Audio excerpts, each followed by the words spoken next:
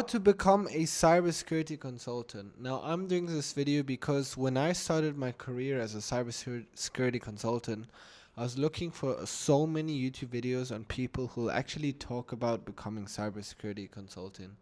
And now, just to clarify, I'm not talking about starting a business as a consultant or starting a cybersecurity company. I'm not talking about this. Instead, I'm talking about how to start and become a consultant with a specification as a cybersecurity expert as an employee in a company. Now, if you're new to my channel, my name is Julian and I'm a Big Four consultant, specifically in the areas of cybersecurity, tech, as well as forensics. Now, I would like to break down a few common myths that I thought in the beginning of my career were so true, but I can tell you that we're completely off. Now, in order for you to become a consultant, especially in cybersecurity, I always thought, and it was the case, for that in order for you to become a cybersecurity consultant, you need to have years of experience. You need to be old, people with gray hair, and you need to have all of these different sorts of technical skills and expertise. Now, I had that same mindset, and in fact, 10 to 15 years ago, consultants, specifically in IT and tech, were usually those guys because they needed those technical experience. They needed to have these skills stacked over time, right? And so, in today's world, if you think about consulting, right, especially consultants like the big three, McKinsey, Bain, as well as Boston.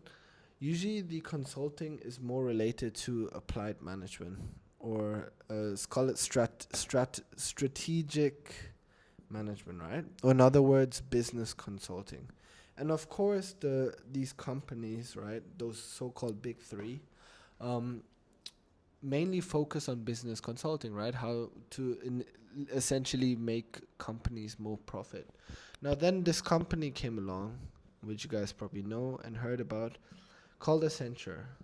Now, Accenture is not belonging to the big three, right? But they had and revolutionized a completely different approach. Instead of consulting in strategic management, Accenture decided to consult in AI, technology, and fintech, right? And hence why the so-called birth of cybersecurity consultant kind of came into the picture, right? And so again, a little bit of the history. Over time, so-called consultants, began to strategize specifically in tech and cybersecurity. And now with the age of AI, there's even more so demand for these type of jobs, right? And so let's go through the second common myth, which is that you have to be highly technical. Now, I thought that when I wanted to become a cybersecurity consultant, that I need to be very good at coding and need to learn Python, JavaScript, C++. Until now, I have not touched a line of code. I've touched lines of codes in my studies when I was doing my master's, or specific other, competitions and activities.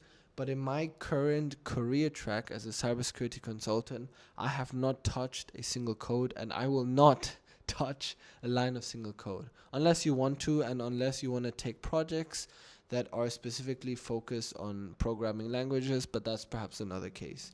So you don't have to know code, right? Number three, I always thought, and this is funny, that in order for you to become a so-called cybersecurity consultant, that you had to join the big three. Funny enough, I'm a cybersecurity consultant at a big four, meaning that I'm an audit firm, but in the audit firm, my line of service is consulting, and my focus on consulting is cybersecurity, which is funny. The last myth is that I thought that there are no entry roles. That even if I wanted to become a cybersecurity consultant, that my entry role had to be, for example, a SOC analyst or a GRC expert, or somebody focusing on IAM, right? So I thought there was no entry role. Funny enough, they had cybersecurity consultant as an internship. So they not only did they have that as a starting career, they literally have that for students as well. And so hence my point being that cybersecurity is a end-to-end field meaning that you can literally build your career from start to finish as a cybersecurity consultant. Now, to further break down, right, and to answer the big question, what do consultants do? What do cybersecurity consultants essentially do, right? I'm assuming you're watching this video because you're in cybersecurity or IT, so you know the different types of domains in cybersecurity. Now, as a cybersecurity consultant, for me as a consultant at a Big Four, the main focus areas that we have is number one, identity access management, which is a huge one.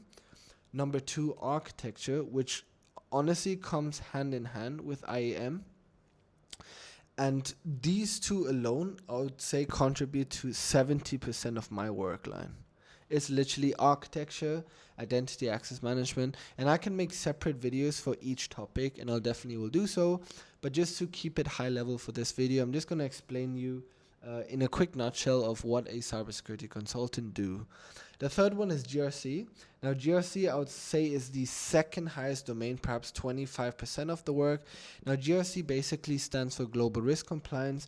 And in GRC, you work very closely with the so-called cybersecurity frameworks, right? You know them: TOGAF, ISO 27001, you have COBIT, you have NIST-CSF, you have ISO 42701, you have RMIT. There's so many different specific frameworks in cybersecurity and information technology that as a cybersecurity consultant, especially when you're focusing on GRC, you literally advise clients on those frameworks, and you will very often map those frameworks to their controls that they have in their company, right?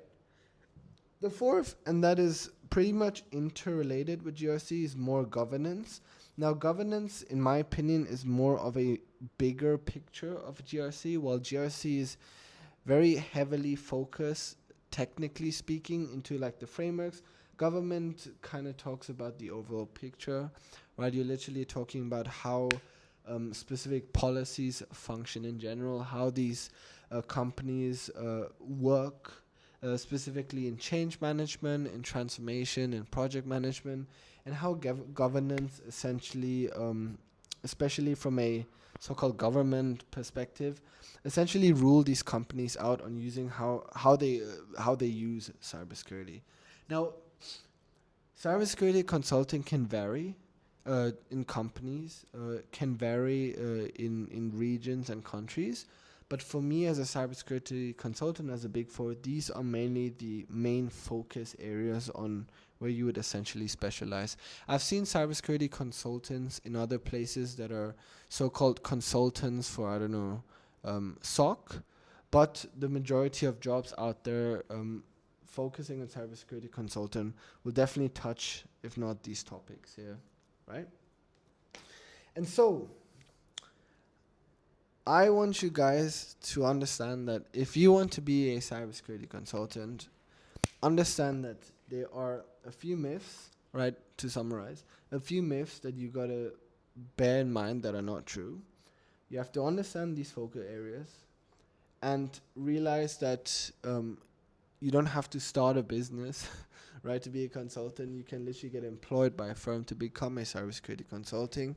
And that is not mainly focused on strategic managements like the big three, but that you can literally have a job as a cybersecurity consultant. Now, I hope that you guys like this video because I had to brainstorm a lot of different ideas on actually coming on this. But if you did enjoy, do let me know. And if you have questions on how to actually become a cybersecurity consultant, I can make another video and share to you my journey and how I was able to get in. And if there are specific areas you want me to talk about, such as IAM, architecture, GRC, etc., then I'll definitely make another video for that. Otherwise, you can always leave a comment. I answer every single comment. And if not, I'll see you hopefully in the next video. Bye-bye.